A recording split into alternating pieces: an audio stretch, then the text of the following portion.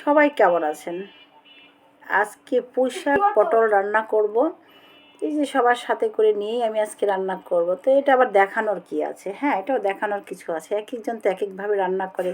আমার প্রথম একটা কথাই থাকে যে একেকজনের একেক রান্না একেক রকম হবে। এটাই স্বাভাবিক, তাই না? তো আমি আজকে মাছের একটা মাথা ছিল কাতল মাছের, সেইটাকে একটু ভাজতেই ভেঙে ফেলেছি। তো ভেঙেই আমি পটল দিয়ে রান্না করবো। আর এই পটলটা আমি রেখে, যদি আমাকে আল্লাহ বাঁচিয়ে রাখে, আমি কালকে খাবো।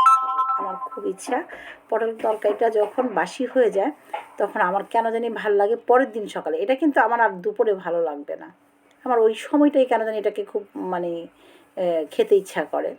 তা আমি ওই জন্যে ওইরকম করে একটু করে রান্না করবো আর একটু উঠিয়ে রাখবো যেন আমি কালকে খেতে পারি। তো বলে এইটা আসলে এটা এক একজনের মজাটা এক এক রকম লাগে, যে দুপুরে খেতে ভাল লাগে, রাতে খেতে ভাল লাগে। যাই হোক, আমি পটলটাও আবার রান্না হয়ে গিয়েছে। আমি এখানে পুঁই শাকটা রান্না করব।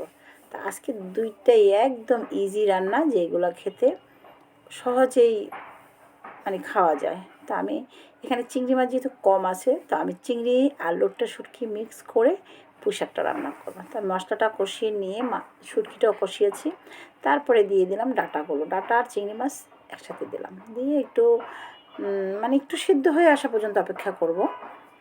আর ডাঁটাগুলো না একটু শক্ত শক্তই ছিল, আর শাক থেকে ডাঁটা ছিল আজকে বেশি।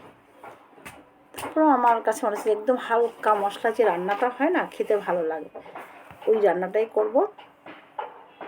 তা এখন তো আসলে এই শাকের সিজন অ্যাভেলেবেল পাওয়াই যাচ্ছে, সবাই মোটামুটি রান্না করে, দেখিও ভালো লাগে পুঁই শাকটা। তাই যেমন ইচ্ছাও হয়েছিল আজকে, সেই রকমই করে আজকে যে পুঁই শাক পটল রান্না করব, দুইটাই রান্না করছি। সবাই কেমন আছেন? আসলে অনেক দিন কাউকে জিজ্ঞেস করা হয় না, এই গরমে জানাইছিল যে কে কেমন আছেন। কিন্তু এখন তো ওয়েদারটা একটু ঠান্ডা হয়েছে, ভালো লাগছে অনেক, ভালো লাগ। আর আজকে সকালটা তো দারুণ একটা সকাল আমি দেখতে পেয়েছি। এত অন্ধকার, ঝড় বৃষ্টি আসছে, পুরোটাই আমি ছিলাম মানে দেখা পর্যন্ত এবং বৃষ্টি শেষ হওয়া পর্যন্ত। তো এখন তো আসলে বৃষ্টিটা একটা ফ্যাশন হয়ে গেছে, যে আসছি করবে, কিন্তু সেভাবে কোনো বৃষ্টি আসে না। একদম মনও খারাপ লাগে যে কী বৃষ্টি আসে না আসে। আজ এই পর্যন্তই, ভালো থাকবেন, আল্লাহ হাফেজ।